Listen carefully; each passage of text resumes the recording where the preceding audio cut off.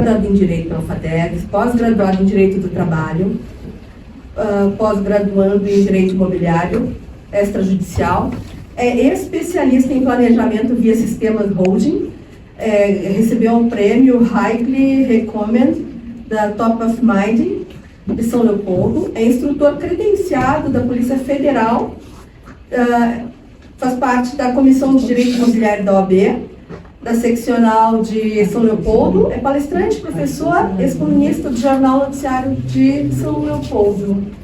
Por favor, doutor, a palestra referente a holding familiar, proteja seu patrimônio na era da reforma tributária. Primeiramente, uma boa tarde a todos, é um privilégio poder dividir conhecimento, porque quando a gente divide, a gente está sempre aprendendo. E o tema que eu venho trazer é a questão de toda a confusão que fizeram com a questão da reforma tributária, falando que as holdings iriam acabar. Eu digo pelo contrário, hoje o empresário que ele não tiver, que ele não se preocupar em fazer uma holding, ele terá sérios problemas. Então hoje nós temos muitos aspectos, muitas dificuldades de entendimento. Nós temos pessoas que estão trabalhando contra o empresário, porque o empresário ele é visto como malvado, como ruim, o bicho papão. Eu dei uma palestra há pouco tempo numa empresa, hoje eu vim informar para os seus colaboradores que tem que abençoar a sua empresa, porque é dali que sai o seu ganha-pão, é dali que ele vai ter como dar subsistência para os seus familiares, né? Então, quebrar esse estigma e falar que o empresário, ele é o bicho papão, ele é o malvado, ele quer lucrar em cima do pobre coitado, né? Do seu colaborador, né? Então, começa por aí. Então, quando a gente vai falar, quando a gente traz esse segmento que nós tivemos muitos professores de cursinhos nas redes sociais, falando horrores sobre a questão de holding. Porque no Rio Grande do Sul agora pegaram, porque não é 3 células, porque não é isso, porque não é aquilo. Quando nós falamos de 3 células, aqui eu me refiro a empresas. Então, alguns segmentos de entendimento que falam sobre holding, a gente fala em células, mas células nada mais é que empresas. Certo? Então, é um conglomerado de empresas para que a gente possa aí proteger o patrimônio, né? Imagina, você luta uma vida inteira para adquirir patrimônio e de repente, que só tem uma coisa certa nessa vida, na verdade são 2 certas na vida, né? A morte e os impostos. Ninguém gosta de falar da morte, mas ela vai chegar, algum dia ela vai chegar. E o que acontece aí? Quando nós temos a morte, nós vamos ter um inventário. Como que hoje nós podemos evitar que os nossos filhos percam tudo aquilo que a gente lutou uma vida inteira para adquirir? Através de uma holding. Então, eu vou fazer aqui algum apanhado, alguns pontos, algumas considerações, depois vou abrir para algumas perguntas. Olha, eu fiz um resumo do resumo do resumo, pois 35 minutos é pouco. É pouco para falar, porque o tema realmente é um tema muito extenso e, como bem disse o Dr. Pedro, né, aqui a gente vai dar pequenas pinceladas para que possa ter um entendimento de como funciona esse sistema.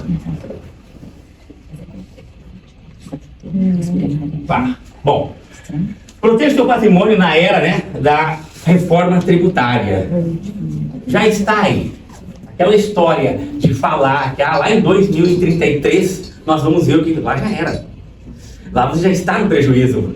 Então, quem não se preocupar agora, quando chegar lá, vai ter sérios problemas. E é coisa do brasileiro, deixar tudo para a última hora.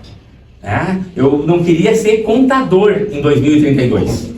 Porque o que vai acontecer, essa loucura atrás dos contadores lá para o final, não é 2033, é final de 32, que vão lembrar que vão ter que se organizar. O patrimônio ele não se perde apenas por crises econômicas. Muitas vezes ele se perde por uma coisa que nós não estamos acostumados a fazer: planejar. A palavra-chave para que nós possamos entender tudo isso é planejamento, coisa que a gente demora anos e anos para entender. O que está mudando no Brasil? A reforma tributária, ela vai representar a mudança do sistema tributário brasileiro dos últimos 50 anos. Doutora Rita e doutor Pedro podem me corrigir se eu estiver enganado ou se estiver falando aqui alguma bobagem, tá? Mas é 50 anos. Nós estamos muito atrasados? Muito atrasados. Vão cobrar mais impostos? Não sei. Vai depender de quem se planejar. Dr. Pedro anteriormente falou, ele foi cirúrgico. Tem que se planejar, tem que procurar. E o exemplo que ele deu da questão do violão e das cordas, que um pode ser o advogado, o outro pode ser o contador, o outro é o cliente, e assim sucessivamente. Né? Foi cirúrgico nesse exemplo. Pois se nós não trabalharmos com o planejamento, com a prevenção, sim, vamos ter muitos e muitos problemas. A tributação mais transparente, o governo terá maior capacidade de rastrear. E aqui é uma verdade. A ideia é essa, é fechar cada vez mais, tanto que o dinheiro físico, acredito que em 5, 10 anos ele não vai mais existir. Então, o governo a cada momento agora se criou o CPF dos imóveis. Como hoje nós temos o nosso CPF, ele é interligado com a Receita, a questão imobiliária, a questão dos imóveis, vai acontecer exatamente isso. Então, toda e qualquer transação que vier a ocorrer, nós estaremos aí, o governo, né, terá esses dados. Então, não temos mais como escapar disso.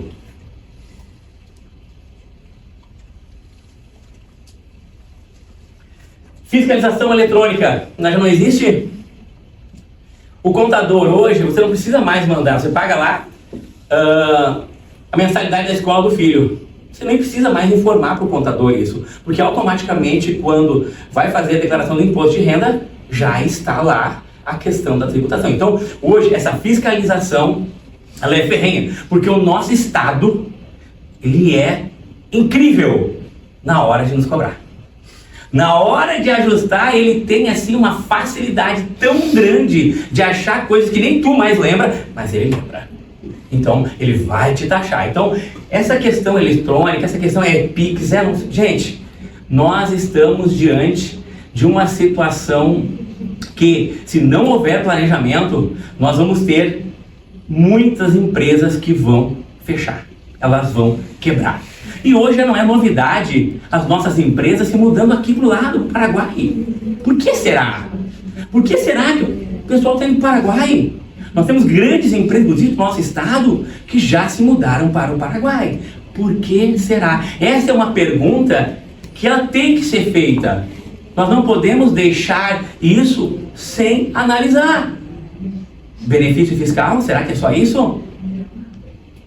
Eu acho que tem mais coisa. Vamos lá. Os riscos de não planejar. Né? Falecimento. Quem já não passou ou ouviu falar de um processo de inventário? Ele só vai se dar um processo de inventário após o falecimento.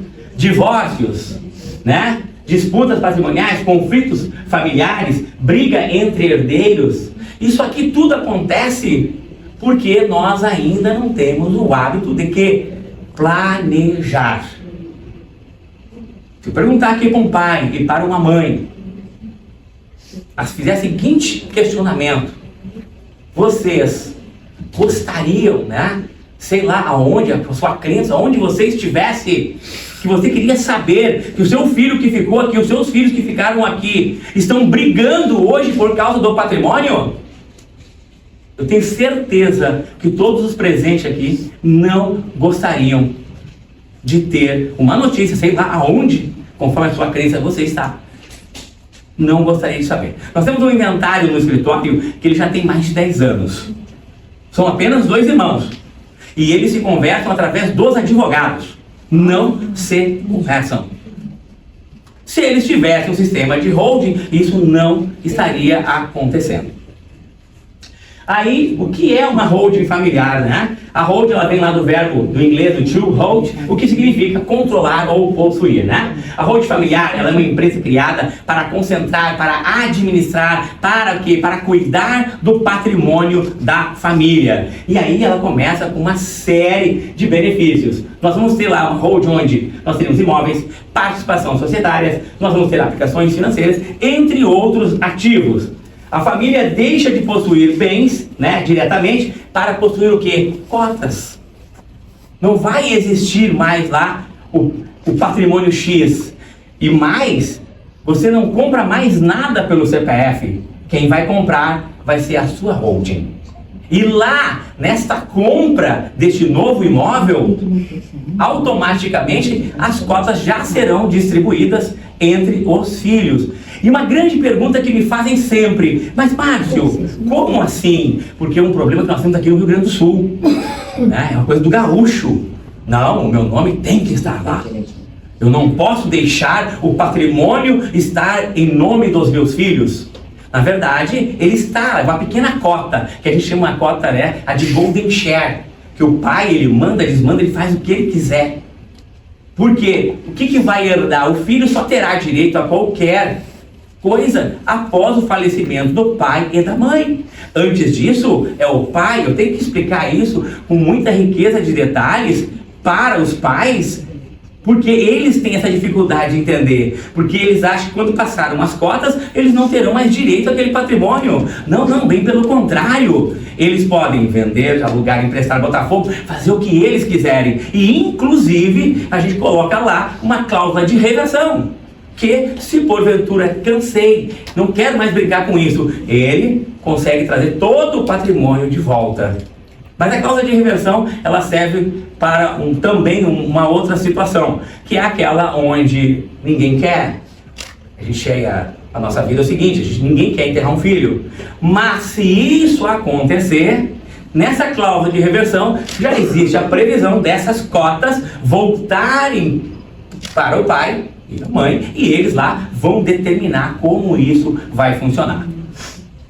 E aí, um exemplo bem prático, né? O pai possui 5 imóveis, né? Participação em empresa, área rural. Após a holding familiar, ela vai ser a proprietária dos bens. Pais e filhos possuem o quê? O que eu acabei de explicar para vocês, eu adiantei o slide, tá? É as cotas, é isso que vai acontecer. Resumindo, patrimônio organizado e centralizado através de um sistema de holding. A proteção patrimonial. A holding, ela cria uma camada jurídica de proteção. Isso não significa blindagem absoluta, tá? Tem muita gente que fala da blindagem como fraudar.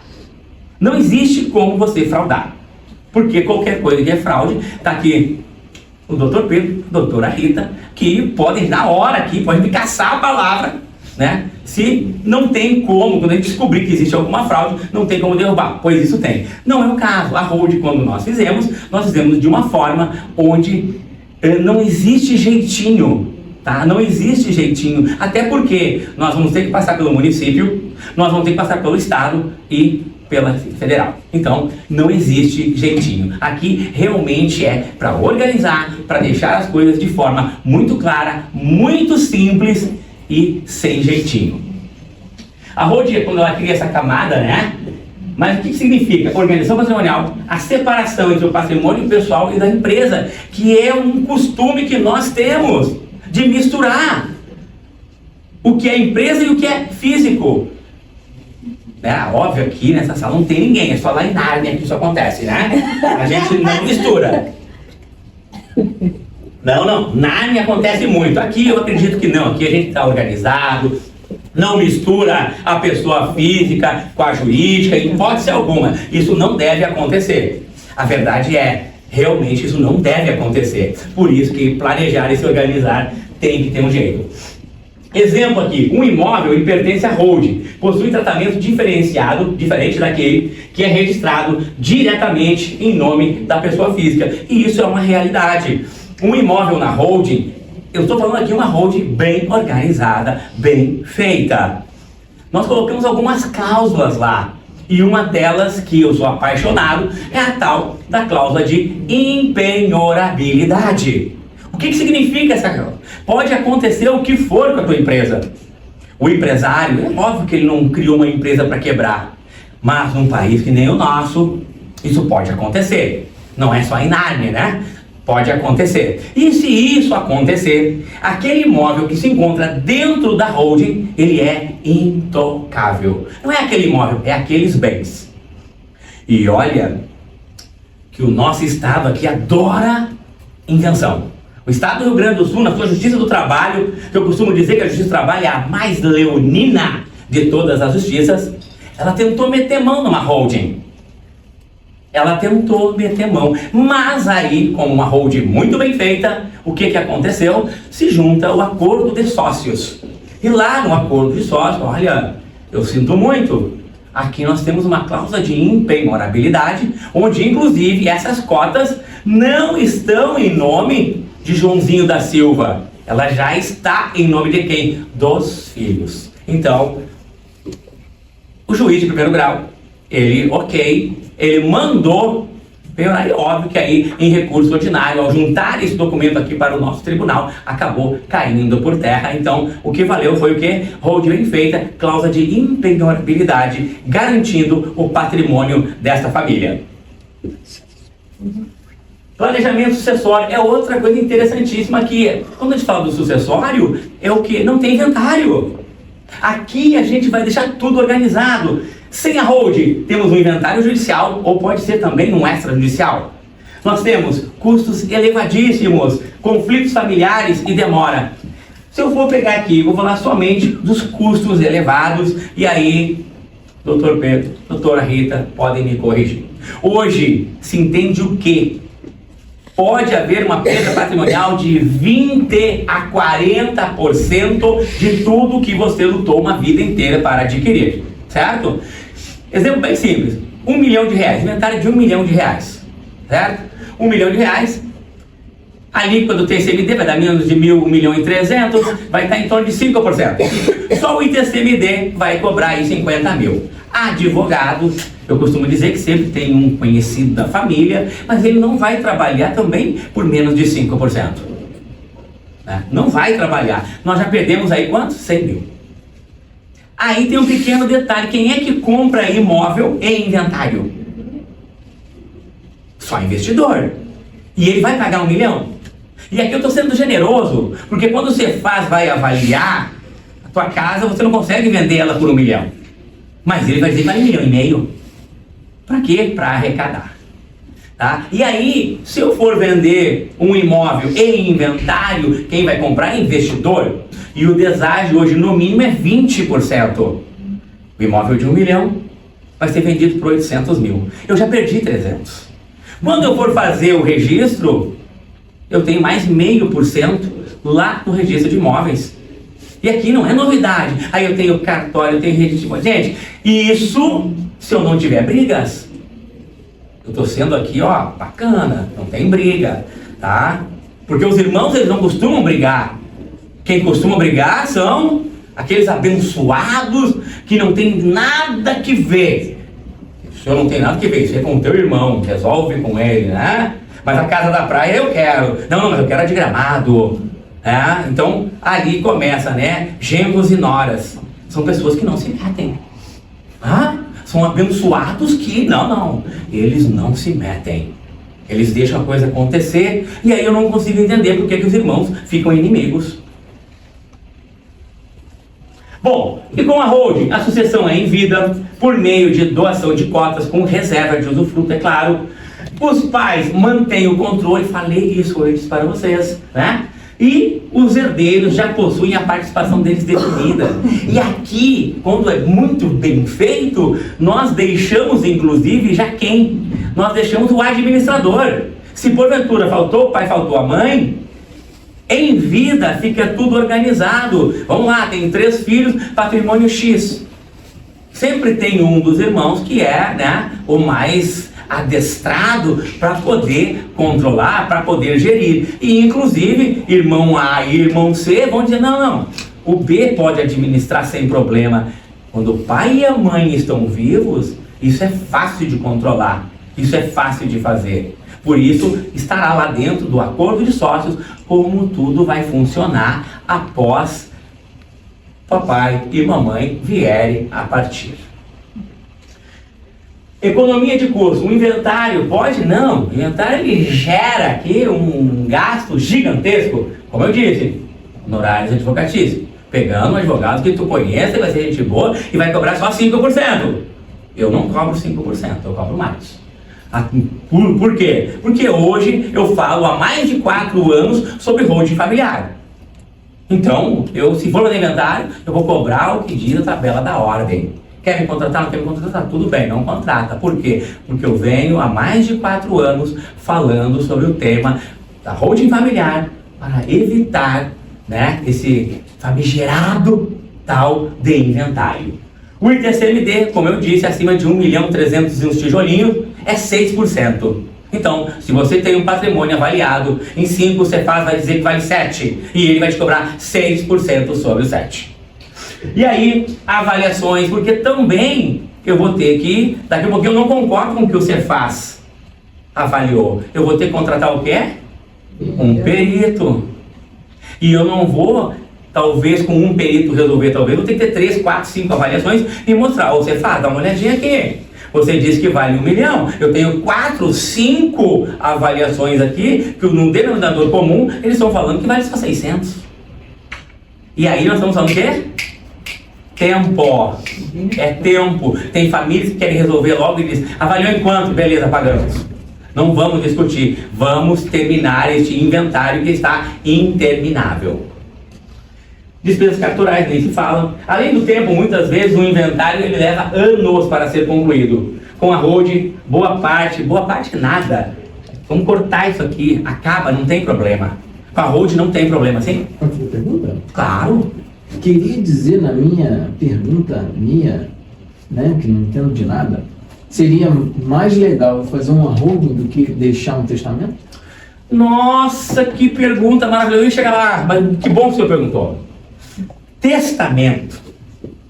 O testamento, eu vou dar um exemplo de testamento que nós fechou 12 anos agora em março e não existe patrimônio. Já não existe mais patrimônio. Chico Anísio, acho que alguém já ouviu falar do tal de Chico Anísio, né? Chico Anísio fez um testamento. Não existe mais patrimônio, porque já foi consumido por advogados, cartórios, acabou, não tem. Vamos pegar um outro agora. Vamos pegar recente também, o Zagallo. O Zagallo fez testamento. E aí aquele filho que cuidou dele, que ficou com ele mais tempo, o que ele fez? Respeitou a legítima, 50%. Para quem não sabe o que é legítima, né? Eu tenho que respeitar 50%. Os outros 50% eu faço o que eu quero com eles. Dou, vendo, empresto, faço o que eu quiser. Mas 50% tem que respeitar. Zagallo, 4 filhos. O que ele fez? Respeitou 50% da legítima, deu para este único filho. Os outros 50% ele dividiu entre os 4 filhos. Então, um dos filhos ganhou 62,5% do patrimônio do Zagallo. O Zagallo não tinha esfriado e já tinha ação na justiça, questionando o testamento. E, não sei se o senhor sabe, testamento vai virar inventário. É melhor não fazer nada. Não, se falar em testamento, não, é melhor não fazer. É melhor não fazer, porque ele vai virar inventário. Testamento não tem como não virar inventário. Ele vai virar inventário. Se o senhor perguntasse para mim, eu disse, não, esquece, não faça testamento. Doação de bens em vida. Pode fazer? Pode. Não tem problema nenhum. Mas o que vai acontecer? Vamos imaginar que o senhor tem lá um terreno, uma casa antiga, esquina maravilhosa. Vamos pegar litoral, o nosso litoral, aqui, Capão da Canoa. O senhor não percebeu em Capão da Canoa que a gente tem uns prédios gigantes e uma casinha ali no meio? Aquela casinha, ou ela está em inventário, ou ela foi feita uma doação, ou algo do gênero. Mas vamos ter um caso real. São Paulo, um cliente nosso, ele resolveu doar um imóvel, certo? Que é um imóvel fantástico, uma esquina maravilhosa. E ele doou. E aí um dos seus filhos, né, estava já em processo de divórcio depois dessa doação. Tinha 2 filhos. Acontece que apareceu uma oportunidade ímpar, um negócio fantástico para o patrimônio da família. Uma construtora disse o seguinte: eu te pago 500 mil pelo teu terreno e te dou 2 apartamentos. O cara, nossa, fantástico. Fechado o negócio? Fechado. Só que nós temos um pequeno problema aí. Ele fez a doação. E quando ele faz a doação, tem como desfazer isso? Sim, tem. Legalmente tem. Então, vai se conversar com o filho, os filhos ok, só que um que estava se separando pergunta se a norinha amada de Deus queria assinar. O senhor sabe que construtora, ela tem pressa. O negócio deles não é comprar um negócio enrolado, o negócio é desenrolar. Claro, construtora séria, tá? Não essas, né, que tem por aí hoje que a gente não fala nome. Mas, vamos lá. Acontece que a construtora, sim, entramos com ação, mandado de segurança, só que pergunta se a construtora quis esperar. No outro lado tinha um outro terreno, uma outra casinha. A construtora foi onde? Foi lá e abandonou aquela ali. Hoje em São Paulo, essa casa, ela não queria vender, né? Ela se diz o seguinte, é a casa da sombra na piscina, por causa dos edifícios. Então a doação é um péssimo negócio, porque na doação as pessoas também não sabem. Tem que pagar, aqui no Rio Grande do Sul, né? 4%. 4%, vai para você faz. Vai ter que ser feita a avaliação. Você vai lá no registro de imóvel, no cartório, diz que vai fazer a doação. Só que quando fizer essa doação, o Cefaz vai mandar fazer a avaliação. Se o imóvel, digamos, de novo, vale lá 800, ele vai dizer que vale no mínimo 1 milhão e vai te cobrar e você perde, você fica com o usufruto da doação, mas você perde o direito sobre aquele patrimônio, sobre aquele bem. Então, é uma outra coisa que nós também não aconselhamos a doação, sim? Esse imposto não tem que pagar também, no caso da holding, para incorporar o ITBI, enfim, o imposto é igual. Não, ITBI é um imposto. Sim. É um imposto. O ITBI hoje tem temas se discutindo para tudo que é lado, né? Se o patrimônio é teu, já está na pessoa física, certo? E aí você vai transferir para a holding, que a holding, né, é uma empresa. Nós temos conseguido em algumas cidades tranquilamente, sem a cobrança. E aqui? Aqui em Porto Alegre, aqui a gente vai daqui a pouquinho entra com uma AVJ, né, que é uma avaliação a valor justo para trazer ele. Mas esse aí não, hoje eu não encaro isso como problema hoje. Tem como resolver, tá? Que é o ITBI. Agora eu vou um pouquinho adiante. Talvez seja essa a pergunta que eu queria saber. Questão do ITCMD, né? O ITCD, que vai ter a doação das cotas. A gente cria um sistema, né? E ao criar este sistema, o valor fica muito baixo. Para recompensar, por quê? Porque você estaria já mandando dinheiro para o Estado, o qual ele só teria direito se você falecesse. Porque o pai e a mãe, eles não saem de dentro do patrimônio 100%. A gente deixa lá uma cláusula, lá, uma cota deles de 1000%, né, de mil cotas, né, com valor de R$1.000, para manter o pai e a mãe dentro, tanto da célula 1, da célula cofre, quanto da destino. Aqui eu estou falando de células, tá? Entenda-se empresas que vão gerenciar tudo isso. Então o sistema é... Eu sou apaixonado por esse sistema, tá? Entendam isso, eu sou apaixonado. Oi? Quem tem filho, tem só um filho. Que pena, tem que fazer inventário. Se falecer, vai fazer o inventário. Toda palestra que eu faço, essa é a pergunta número 1. Sempre tem. Às vezes é fantástico nem isso. Nem tenha filho, tem que fazer inventário. É que aí nós temos, né, vamos pegar o direito, qual é, né, ascendente, descendente, colaterais, quem terá direito desse patrimônio, não é? Tá tendo uma minissérie agora, acho que é novela, né, que eu vi que morreu não sei quem, e aí ele não tinha filhos e irmãos, é uma briga infernal, né? Aquilo ali que a Globo tá passando é maravilhoso. Tá? Programa cuida. É isso aí, é maravilhoso pra gente entender o quanto é importante a gente ter um planejamento patrimonial. Aquilo ali é fantástico, tá? Nós estamos com 4 ou 5 holdings em andamento no escritório para quem ainda não tem patrimônio. Como assim? Está montando porque se ele amanhã for lá na construtora comprar um apartamento, ele, Joãozinho da Silva, CPF 555000, não vai comprar. O que vai comprar é a holding dele. A holding dele vai comprar. E aí mata aquela pergunta que o senhor me perguntou do ITBI. Eu vou discutir o quê? Tem que pagar ITBI, tem uma compra.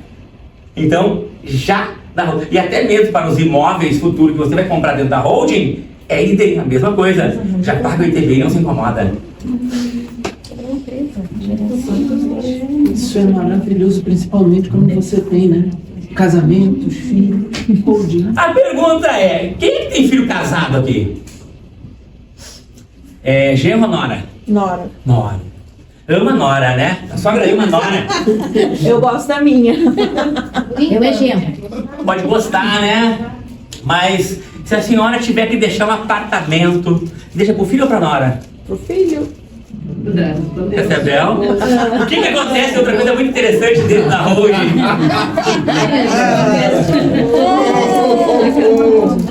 É óbvio! O que é família? Família é mãe, o pai e filhos. O resto eu chamo de agregados. E são agregados. A senhora acabou de me confirmar isso. A senhora disse, se eu tiver que deixar um apartamento é pro meu filho, não pra minha nora. Então a senhora tá certa. Luta uma vida inteira para adquirir patrimônio, certo? Quem tem? Não, é meu filho. É os meus filhos que terão direito a isso.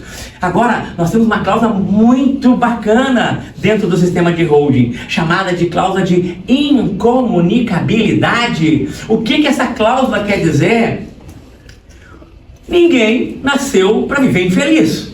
Os seus filhos, nós podemos nos separar. Perfeito, né? Aí a senhora fez a sua holding e colocou lá a cláusula de incomunicabilidade. A sua nora, muito braba, entra na justiça e diz, não, ele tem direito às cotas de uma holding e eu quero participar. Lindo, né? Agora, quando juntar o acordo de sócio e lá tem a cláusula de incomunicabilidade dizendo o seguinte, não comunica com genro e nora. Isso aqui é uma previsão que eu terei algo o dia que papai e mamãe forem, né, no outro mundo.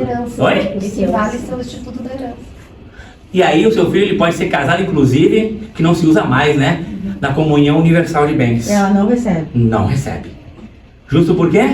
Cláusula de incomunicabilidade. Comunhão universal de bens. Pode ser, eles podem casar com a universal de bens. Se nós tivermos a cláusula de incomunicabilidade, este patrimônio, que ele é uma previsão, não terá direito genros e noras. Mesmo pós-casamento? Oi? Mesmo fazendo pós-casamento? Sim, é previsão, patrimônio do senhor. O senhor imagina, eu tenho patrimônio, de repente, né, alguém agregado, que não é da minha família, vai ter direito a um patrimônio que eu lutei uma vida inteira para adquirir? Não, né?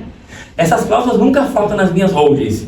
Cláusula de reversão, cláusula de incomunicabilidade, impenhorabilidade. Essas cláusulas, inalienabilidade também, né? Porque o seu filho, ele também pode ser um péssimo gestor. E aí, como existem essas cotas, né? Pode uma empresa querer alienar alguma coisa. Tendo essa cláusula, não consegue. Tá? Então, por isso que eu falo sempre, quando nós tivemos aqui essa discussão da reforma tributária, eu não vou falar nome aqui, porque são colegas, né? Inclusive, colegas muito bem-sucedidos, que vendem cursos. Então eles vieram na internet assim, eles gastaram muito dinheiro para divulgar, né, para criar esse show de horrores falando que as holdings é um problema, que as holdings acabaram. Bem pelo contrário, hoje quem não tiver holding vai encontrar muitos e muitos problemas em vários setores. Começa pela sucessão, começa pela garantia do patrimônio. E passa a reforma tributária, a reforma tributária não extinguiu os holdings, bem pelo contrário, ela aumentou a importância do planejamento patrimonial, tá? Algumas tendências, o ITCMD do nosso estado ele é progressivo, doutora Rita me corrige, é de 3 a 6%, tá? Então é de 3 a 6%. Em São Paulo era fantástico fazer em São Paulo, que era só 4%. Tá? Melhor ainda que São Paulo, Amazonas era 2%. Era só 2%. Então, fazia o teu patrimônio aqui, a gente chamava isso de holding de 2 células, né? Tu fazia o teu patrimônio aqui e transferia o teu domicílio fiscal lá para o Amazonas e lá tu resolvia tudo. O holding. Fazia lá, tinha um co-work lá, onde era teu endereço e resolvia lá. Mas nós temos outro sistema, né? Que o sistema que a gente mais hoje trabalha é com um sistema de 3 células. São 3 empresas, né, que vão gerenciar este patrimônio. Então, O maior controle das operações, isso é certo, já está acontecendo. O planejamento, principalmente o planejamento sucessório, é saber e ter a tranquilidade que os nossos filhos, os nossos herdeiros, não irão passar pelo processo de inventário. Tá? Certa vez eu fiz uma holding com uma família e a preocupação dos pais não era o dinheiro. A preocupação que eles tinham era que os filhos iam se matar por causa de herança, por causa de dinheiro. Então a preocupação desses pais, eles não eram. Tanto que quando nós tivemos algum probleminha de ITBI, que eu disse, não, isso aqui dá para discutir. Não, doutor, eu não quero. Né? A minha mulher está doente, né? Eu não quero discutir. Se cobrar, eu vou pagar, não tem problema, eu quero é resolver. Porque eu sei o que vai acontecer o dia que nós não estivermos aqui, porque eu conheço bem os meus filhos. Então eu quero deixar tudo resolvido em vida e da melhor forma possível. Pergunto, então em casos, por exemplo, de empresas que têm esse sistema de holding, né, e aí, né, aqui de repente tem fornecedores também, e aí de repente você tem esse sistema de holding e deixa de me pagar, e aí tu tem esse sistema de holding. E a coisa não vai, não acha o dinheiro, faz alguma coisa e você tem uma questão de descaracterização da pessoa. Jurídica? É. Não vai haver. Não vai. Não vai haver. É porque assim, o que acontece? A gente tem que entender que quando eu montei a minha empresa, qualquer empresário, ele jamais vai pensar em quebrar. Ele faz o que ele quer? Prosperar. Ele quer aumentar. Se ele começar com um funcionário, ele quer ter 5. Depois ele quer ter 10, ele quer ter 20, ele quer ter 100. O negócio dele é prosperar. Só que num país igual ao nosso, né, um país de tanta insegurança, quebrar pode acontecer. Agora, seria justo o senhor que lutou 20 anos, 30 anos para adquirir um patrimônio, ter, né, esse problema de quebrar, o senhor ficar sem ter até onde morar? Porque isso pode acontecer. Então, a questão toda é essa. A gente cria essa proteção para que o empresário tenha só uma única preocupação: trabalhar para prosperar. Então, a ideia do sistema de holding é essa. Silvio Santos, um homem, saudoso Silvio Santos, um homem muito à frente do seu tempo. A holding Silvio Santos é de 1986. Quando ele morreu, até foi noticiado, porque tinha, não sei, alguns milhões que tinham que trazer, né, de fora para dentro do Brasil. Houve alguma discussão, mas você viu alguém discutindo na família Abravanel sobre inventário? Vocês já ouviram falar da família Roberto Marinho, que discutiu inventário? E olha que o declarado de Roberto Marinho, quando ele morre, é só 30 bilhões. O Rio de Janeiro, se tivesse um inventário, teria arrecadado só em impostos 2 bilhões e 400 milhões de reais. Eu desafio qualquer um presente a pesquisar se houve inventário na família Roberto Marinho, Roberto Cevita, Antônio Hermínio de Moraes. Podem procurar. Todos esses tinham holding. O nosso vice-presidente, né, o José de Alencar, né, do Grupo Cotelli, também tinha holding. Pode procurar lá. Patrimônio de mais de 15 bilhões. E aí nós estamos na casa de bi, né? Não estamos nem falando em mi, estamos de bi. Então é só, claro, é coisa muito antiga. Então eles buscavam este conhecimento, grandes escritórios de advocacias para fazer esse sistema. E hoje não, hoje graças à internet a gente consegue trazer essa informação para todo mundo, tá? Um custo muito baixo. Uma holding, ela pode ser até 91% mais econômica do que a realização de um inventário.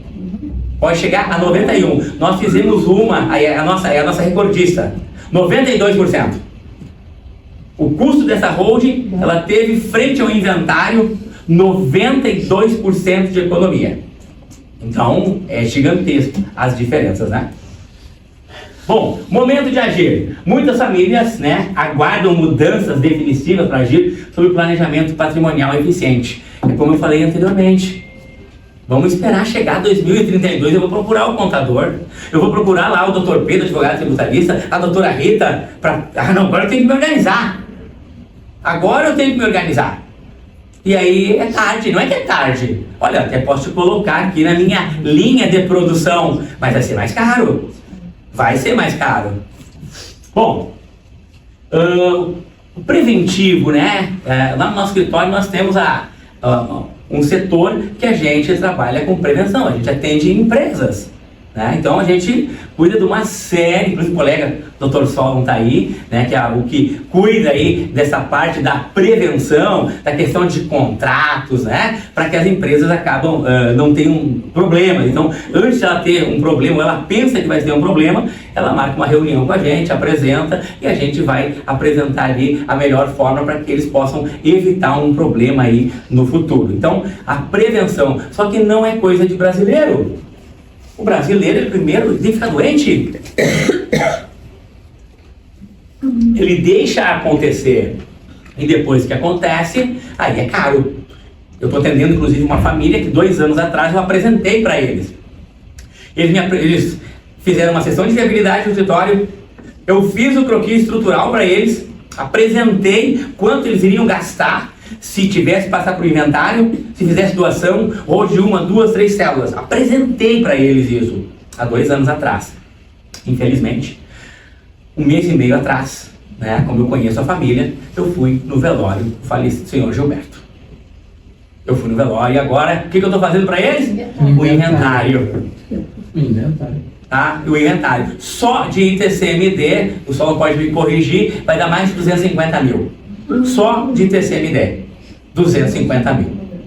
Tá? E eles não gastariam. Olha, se pegar o ITCMD, eu acho que eles iam só de ITCMD 60% de economia para fazer a holding. Não fizeram. A viúva conversou isso comigo, né? Triste, e disse: olha, infelizmente não tenho o que fazer, estamos tocando o inventário da família. Então, se tem como se organizar, o melhor caminho é esse, é se organizar. Perfil ideal. A holding familiar costuma ser indicada para quem? Proprietários de vários imóveis, empresários, produtores rurais, investidores, famílias que desejam evitar o inventário, que o inventário é complexo, e famílias com patrimônio irrelevante, ou até mesmo quem não tem patrimônio. Faltou isso aqui, mas como é mais difícil de explicar, né? Olha, eu não tenho patrimônio, vou fazer uma holding, não entrou aqui. Mas aqui, gente... Mas qual é o objetivo quem não tem patrimônio ter holding? Quando ele compra, ele já compra pela holding e ele já distribui as cotas. Nossa, a coisa mais perfeita que Nós estamos fazendo lá de 2 irmãos, que são 2 irmãos, né? E nenhum deles tem filhos. O que a gente está fazendo? A gente está organizando o patrimônio que eles têm, um para o outro. E aí, claro que isso, né, daqui a pouquinho um vai casar, vai ter filhos, e aí a gente vai ter que, de novo, lá readequar. Mas tem como fazer, tá? Então, quando a gente fala proprietário de vários imóveis, geralmente o que tem a propriedade de vários imóveis tem aluguéis, né? Então nós tivemos agora uma pequena, uma mudança que quem vai receber acima de 50 mil reais mês de aluguéis, que vai ultrapassar os 600 mil ao ano, ele vai ter que pagar mais 10%. Hoje na pessoa física, me corrija aí, ô doutor, tá? Então é 10% a mais. Então hoje, pessoa física, eu recebo lá 100 mil de aluguéis. Na pessoa física, um grande erro isso, né? Receber na pessoa física, vai pagar 27,5. E ao final do ano, lá na declaração do imposto de renda, mais 10. Se eu tenho hold com tudo organizado, bonitinho, redondo, antes da reforma, se pagaria entre 11,33% a 14,53% de imposto. Agora, com a reforma, é 19%. Bom, é melhor que 37,5%, né? Sim. É melhor que 37,5%. Então, tem como fazer, tem como organizar, mas, de novo, planejamento, prevenção, tem que... Velho ditado que a gente ouvia, né, dos nossos avós, é melhor prevenir que remediar, né? Olha como é atual. Na mão do que do voando. E olha como é atual. Né? Nós estamos falando de coisa talvez lá de... Eu estou com 50, eu vi isso aí há 40 anos atrás, quando eu tinha 10 anos, e é muito atual hoje, né? E aí? Casos a serem analisados com cautela. Nem toda pessoa precisa de uma holding, é verdade, né? Necessário avaliar o quê? Valor do patrimônio, composição dos bens, a estrutura familiar, custos de manutenção, objetivos sucessórios, tudo vai depender. 5 minutos. 5 minutos, olha só, passa muito rápido, né? Eu costumo dizer, holding é que nem uma mão. Tem dedos, não tem? Agora são iguais? Não. Não são. Cada holding, ela tem a sua peculiaridade, ela é diferente, não é igual. A holding que o senhor me perguntar, para o senhor vai ser de um jeito, a doutora Vera vai ser outro, o doutor Solon vai ser outro, a doutora Rita vai ser outro. Não são iguais, não é produto de prateleira. Não é aquela coisa, não, vem cá, é isso aqui, me dá esse pãozinho aqui. Não, é assim, não é, tá? Então, cada família exige aí um projeto, né, específico. Vou concluindo aqui, também que me avisou, 5 minutos, porque eu realmente me passo. Tem uma pergunta. Sim. Eu sou advogada de direito de família. Tá. Primeiro eu queria me elogiar, porque os 2 divórcios que eu fiz que tinham holding foi perfeito. Houve uma colocação de um dos clientes que ele tentou na holding passar algumas cotas para terceiros, netos e nora. E o escritório que orientou disse que não podia. Depois eu fui pesquisar e hoje pode. Então, gente, o que eu queria completar? A holding é tão boa, eu posso elogiar nisso, que tu pode também, em vez do testamento, já deixar na própria holding a estrutura dos teus netos dentro da cota, né, doutora? Vou deixar o senhor explicar, sim. não é? Não, tu pode deixar. Não sei se é positiva essa minha Claro, contribuição, ele é porque perfeito. ela não é desenvolvida quando falam da holding. A doutora falou um detalhe importantíssimo aqui. Que bom, é como assim, ó, como o tempo ele é curto, a gente acaba deixando passar. Holding, a gente também, claro que quem casa, né, não tem ideia de se separar. Mas quando nós criamos a holding, a gente também tem essa preocupação. Em caso de divórcio, as cotas X, Y, Z é de João, que vai administrar para Pedrinho, porque os filhos são menores, e a B e C, Beltrano.